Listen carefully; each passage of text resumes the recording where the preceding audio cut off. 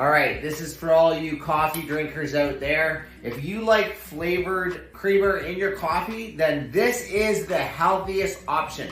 Because if you didn't notice, take a look at your flavored creamers that you buy at the grocery store, all the typical brands. Most of them, they have preservatives in them, and they have a whole bunch of stuff that'll cause cancer and essentially poison and kill you. So we've been making our own homemade flavored creamer right at home, and it's been delicious. Step number one is, I believe it's 2 cups of milk.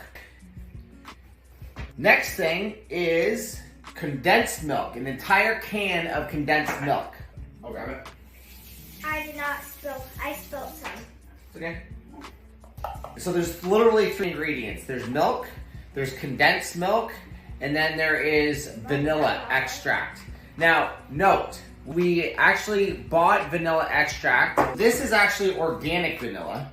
We did buy this stuff, and when you scan this Clubhouse with Yuka, it actually has food coloring in it. The food coloring also is poison and cancer-causing chemical.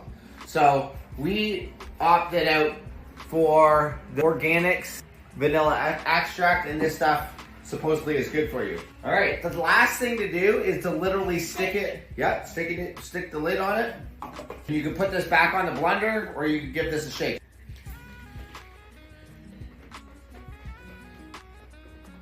All right, top my iced coffee up. Perfect. Can I try some? Sure. It tastes like really good. Is it? Literally. That's actually so good. I know. It's good for you. That's the best part.